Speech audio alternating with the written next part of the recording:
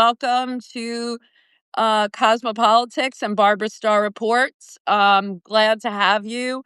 My friend is joining me, Barbara Starr, who most of you might know from her long, illustrious career at ABC and CNN as the Pentagon correspondent. And now she is a fellow at USC Annenberg, continuing her reporting on Cosmopolitics. I'm sorry, on Substack at Barbara Starr Reports. And Barbara, it's great to have you again, my friend. Thanks for having me, Elise. Well, there's just so much to discuss. I think we should start maybe with Pete Hegseth and kind of everything going on with Venezuela. You have Hegseth, Rubio, and who else is briefing the The gang? chairman of the Joint Chiefs. Yeah, yeah, Raising Cane. So Yeah.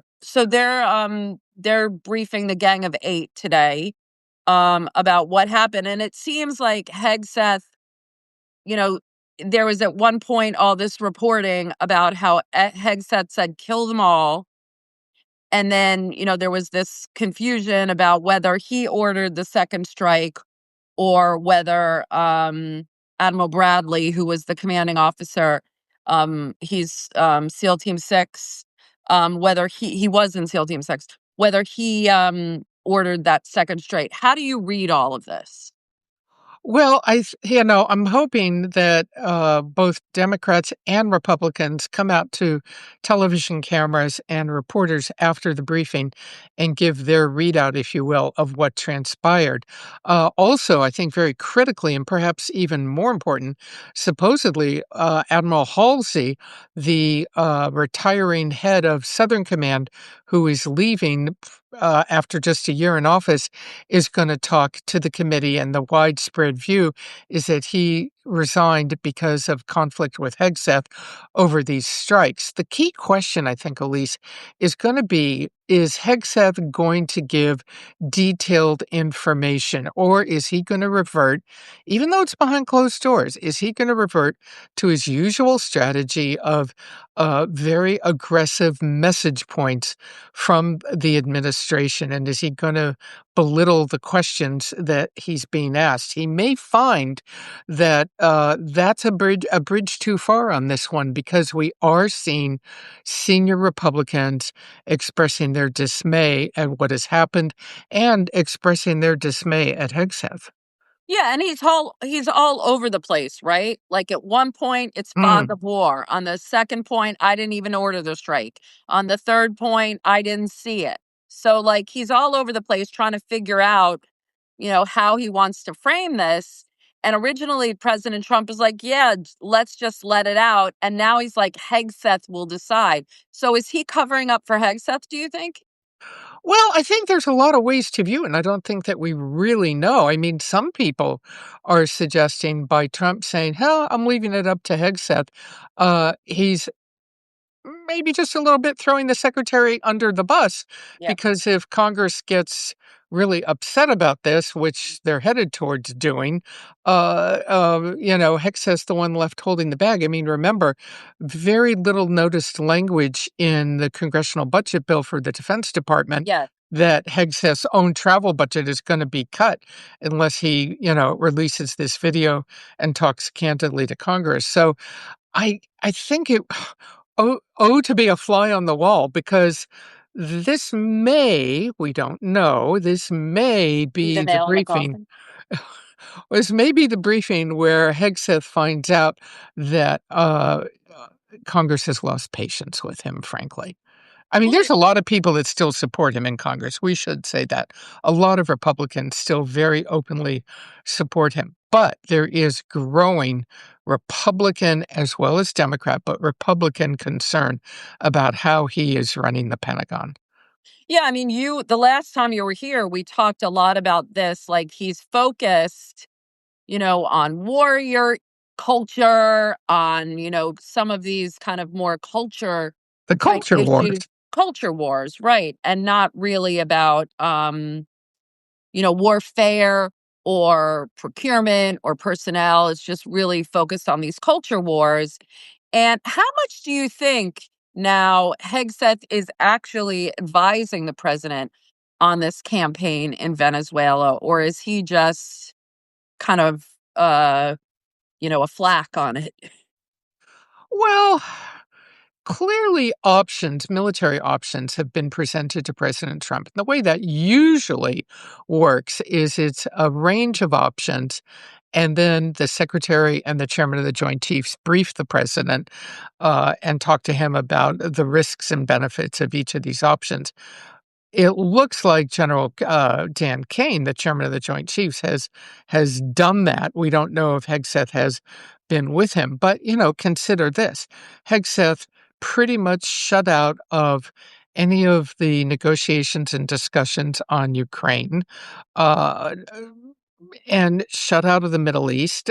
No, he's not somebody that the president is turning to on these crisis issues, at least not as far as we know. His spokesman, the Pentagon's people who do speak to the press corps that's left there, will talk about, Hegseth is leading the way and all of this. Hard to see that that's really happening. Yeah, and I mean, I've heard from some former and current, actually, military folks that are like, Hegseth's never really been a commander. Like, he's never reached that top level of military command where he would have experience in these type of things. And I feel like it's kind of showing. Well, yeah, I mean, he left the military, what, as a major, I believe, Yeah. which is a very junior rank. He was never a military commander, as you say. And that also, it's kind of inside baseball, but as you reach increasingly senior levels of command in the U.S. military, it's kind of a continuing education program. You go to various military schools, you have briefings, you have seminars, you get educated in the ways of command. So he never had any of that. Now, let's remember, there have been a number of secretaries of defense who have had no military experience. You don't have to have military experience to be Secretary of Defense, and many people think it's perhaps better not to. You come to it with a fresher, Fresh start. more different approach. But the ones that have done that, for example, I mean, go all the way back to McNamara, whether he was successful in the Vietnam War or not. He was a top U.S. business executive. William Cohen was a senator and in Congress for many years. Don Rumsfeld was in business as well as in government. These are people who had extensive experience. It's Leadership. Thanks. That's the word I was looking for. Yeah. Yeah. Uh, Hegseth just simply hasn't. And it's a shame. It's a shame because I've said from the beginning, it didn't have to be this way. Pete Hegseth could have come into office and he was in a position where any day of the week, he could call upon a vast array of experts, military, civilian, people out in business and industry, people, academics, intellectual. He could call upon anybody to come to his office, and they would be quite pleased to brief him in depth on any topic of his choice so he could learn more. And I don't know that he's actually done that. Previous secretaries of defense have had these inside groups that they rely on when they need to talk to people and get smarter on a subject. I don't know that Hegseth has done that. So he's called the people on these boats that they're striking in the sea near Venezuela narco terrorists, and has compared the campaign to hunting Al Qaeda. But they're not, these people are not armed militants, right? Trying to attack Americans. So the administration has kind of justified treating these suspected drug smugglers as combatants in a war and that they're at armed conflict, even though Congress has never authorized a war. So, based on the laws of war that can a president simply declare we're at war and start killing people without a congressional delegation? Well, Declaration. I'm no military lawyer. Supposedly, there is a Justice Department memo that's still classified that a lot of people on Capitol Hill want to see it released because apparently they've had some access to it uh, in a limited form.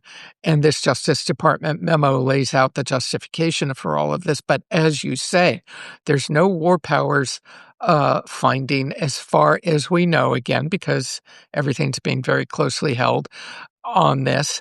These are not Al Qaeda armed terrorists. A lot of the people being killed may just be people who've made a bad choice to run boats up into the islands in the further north in the Caribbean.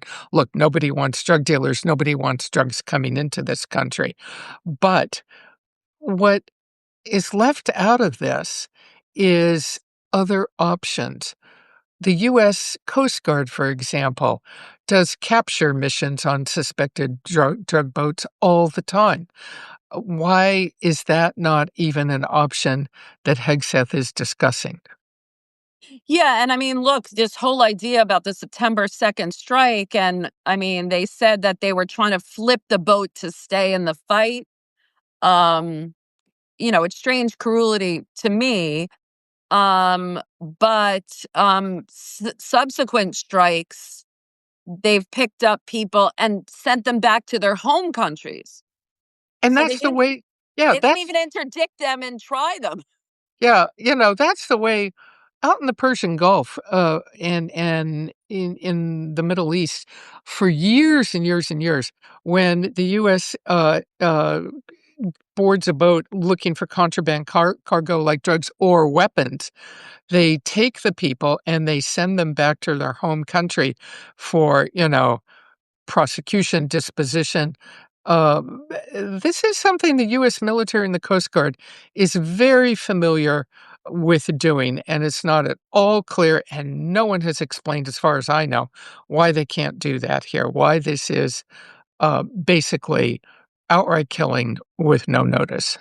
Yeah, and I mean, you're from California originally. I was in San Diego a few months ago with a colleague, military fellow from the Council on Foreign Relations, and we were at the San Diego Coast Guard, and they were showing us about all their, interdiction and how, a lot of the equipment and Yeah, they're you great know, at it. the They boats, the planes. I mean, and the kind of digital maps. It's kind of like a NASA type situation.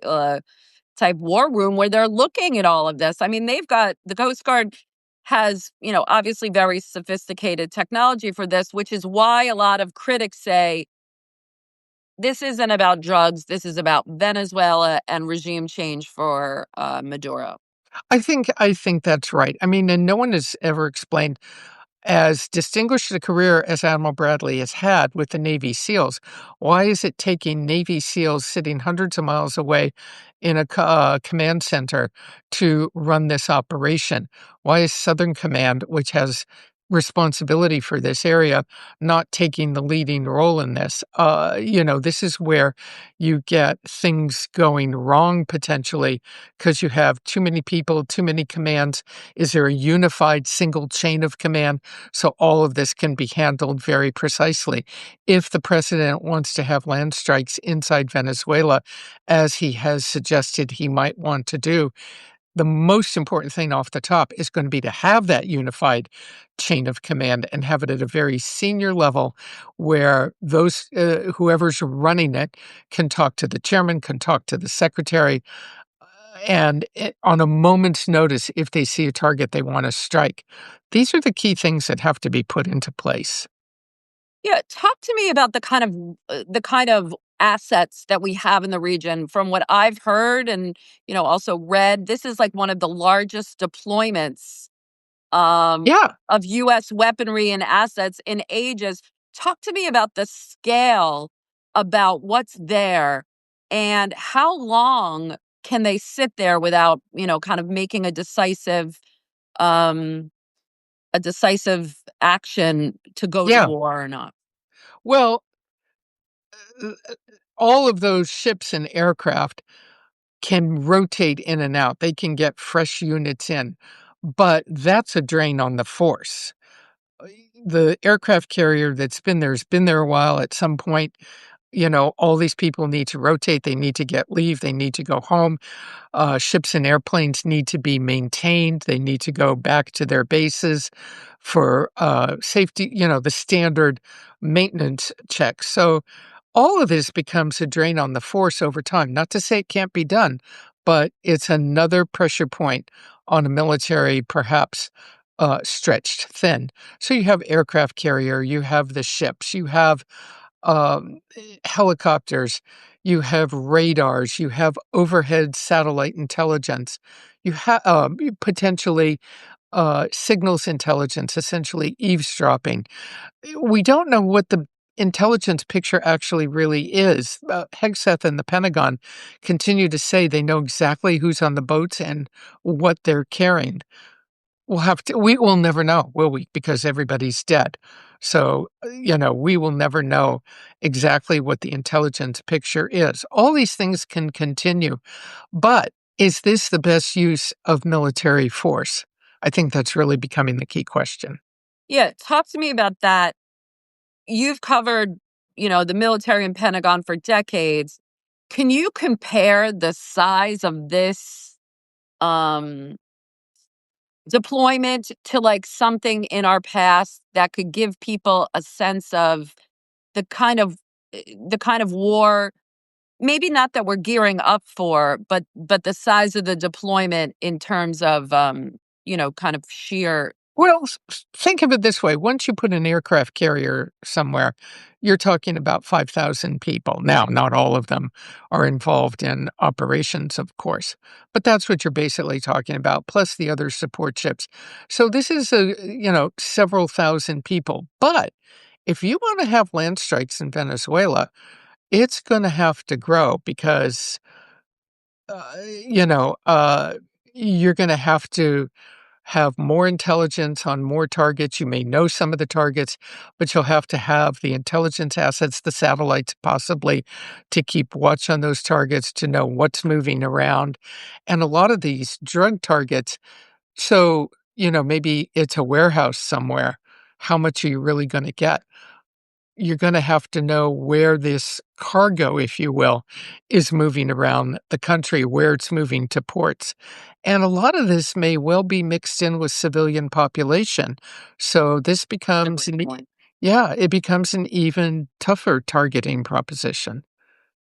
So I mean, it looks as if by the sheer deployment, like, and again, I think people think of going to war as like in Afghanistan or in Iraq, but this is like a war footing, Um, gearing up, at least like the kind yeah, of and I think You know, let's take all the partisan politics out of it and think of yeah, it just as a pure military yeah, operation. yeah, exactly. Okay, so that is what you would want. That's what the chairman of the Joint Chiefs and the senior commanders would be doing right now. They would be putting as much into place as they reasonably can, because if and when the president makes that go decision, they will move very rapidly. They're not going to wait around for 6 months. They don't need to build up as they would if this was a military operation on the other side of the world.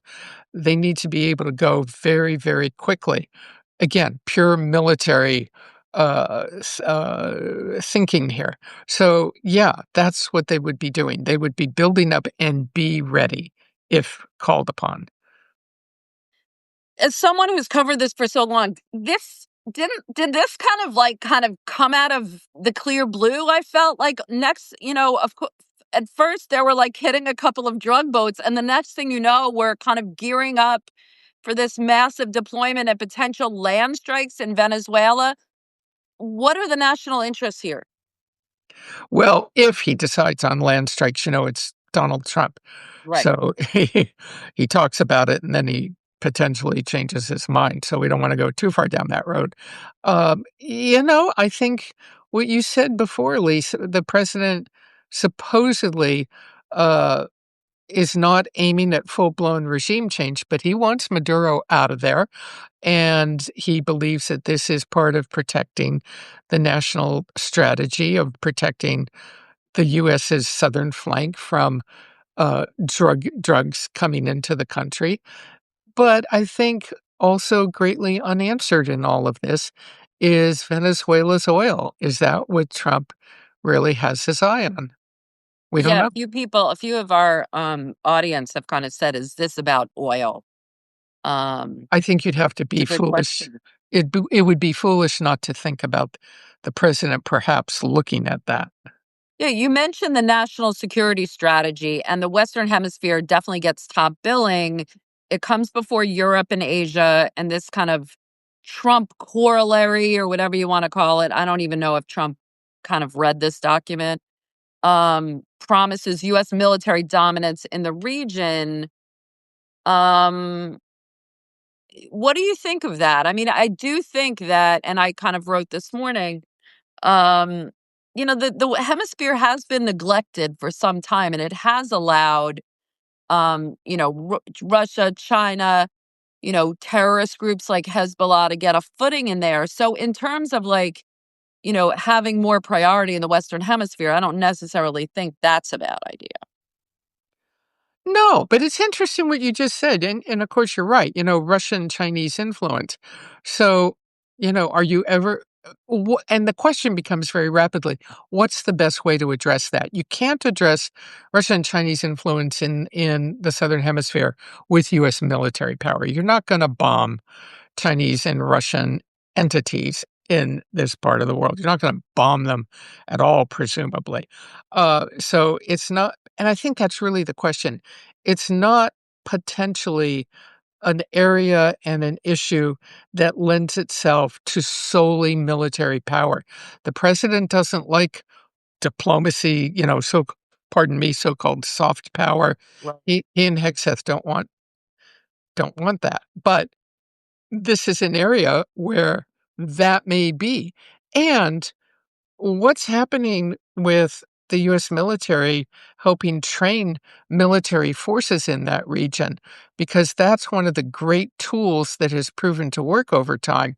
If especially US Special Operations Forces, if they can go in and start a very comprehensive training program on local militaries, that has paid off in the past, and it's a lot of people think it's money well spent. Yeah, I mean, when you talk about, okay, so the US is focusing more on the Western Hemisphere. If you look at the rest of the document, it does see it kind of looks to, spheres of influence, which is a kind of term that we essentially the US would have the Western Hemisphere, China would have Asia, and then the question is, should Russia, be the dominant power? In the document, it says the outsized influence of larger, richer, and stronger nations is a timeless truth of international relations. It kind of validates this sphere of influence with America, focusing on its own area. And if so, what happens, to other countries and allies? Well, history tells us in 1939 what happens with isolationism. I don't know that it has ever in the modern era, of course, been something that the US benefits from, especially in Europe. I think that a lot of the verbiage out of the Pentagon and the White House continues to be less than full support for NATO. And with Ukraine and Russia, still fighting it out and Ukraine growing fragile in some elements of this war, if Russia was to, I mean, it's the big question and has been for years now.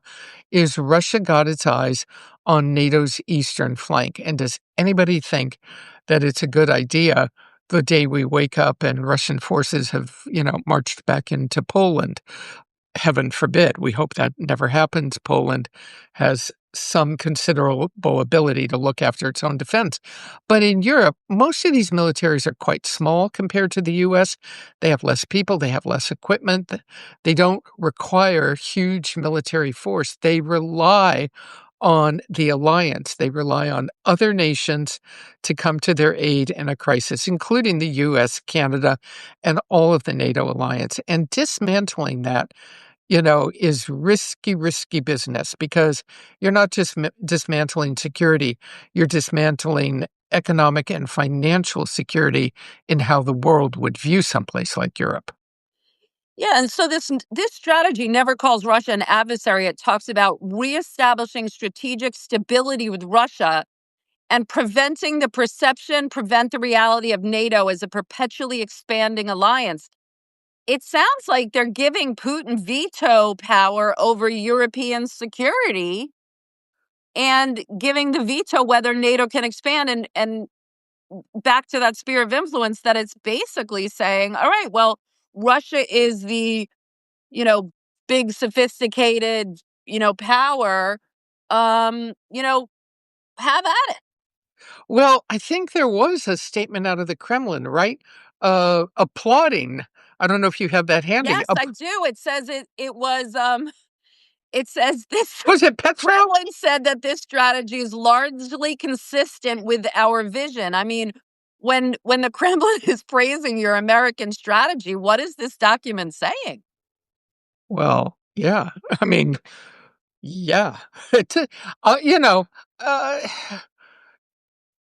I think it's going to be a very, very tough. It's gonna have to be Congress that develops a defense budget that's sensible, that focuses on the top priorities of what's needed to still deal with all of this, and a congressional leadership of the Republicans that, doesn't stick a knife in at all. That might be a starting point. But yeah, I mean, I don't even know where to go with this because are we gonna see another Trump Putin, summit where it's all hearts and flowers? Is Hegseth gonna go to a NATO meeting and again, engage in his message points of reading them the riot act? Yeah, but what underlies all of this is so concerning. It really is. Yeah, I mean, it kind of like on a bottom line, it basically is like, and you've covered the military for so long, but you've also covered in a way that like, that whole strength, peace through strength. But American power has never really rested solely on military strength. It's rested on this perception, the Reagan shining city on a hill, that we had Yeah, a strong military, but it was just kind of in our back pocket because American power also rested on the perception that we, rested stood for something beyond, self-interest. So if we strip that away, what happens to American influence? Are we just China and Russia with bigger military? I think most past secretaries of defense will tell you, you never achieve victory. Victory doesn't come from the battlefield. Victory comes from a whole slew of options, programs, diplomacy, training foreign militaries, you Soft know, power. soft power. Nation building is, of course, now a very ugly term post Iraq, post Afghanistan. And of course, it was never going to really work out there. But it's a concept of how the US can exert its influence conceptually without having to go to war. I don't know where to go because the Pentagon right now, if you just take their message points at face value, yes, you want strong, capable troops, you want strong, capable weapons, but you want war and you want combat to be potentially the last option only when absolutely needed. Yeah. Barbara, last question. We've talked about all these shifts and, in the last few minutes about kind of the shifts in the way America sees this power and how allies are looking at us. Um, is this if you have a new presidency that, sees America, maybe, things have changed and they won't see it the same way that Reagan did or that, Right, but right. back to a more kind of traditional view of American military, American power, American diplomacy and relationships. Do you think that um this is recoverable? Has the rewiring been so that like countries are just kind of losing faith in America, or do you think we can come Yeah, back? I think there's a number of European nations that are quite concerned about what is going on in the United States. We've already seen, for example, I think the British and the French express concerns about intelligence sharing in some cases, with the United States. Now, will it, the people always ask the question, I think, will it ever go back to being as it was? Well, as you pointed out, Elise, maybe it shouldn't.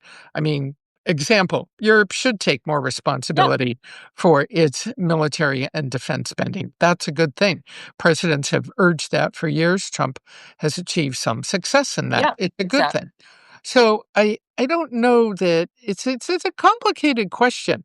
Do we actually want to go back to exactly the way it was? How do we as a nation through elections pick and choose the leaders that will exercise the judgment, and I think that's what we're really talking about here, the judgment to try and get back what is important and try and move ahead and evolve into a future that is equally more relevant.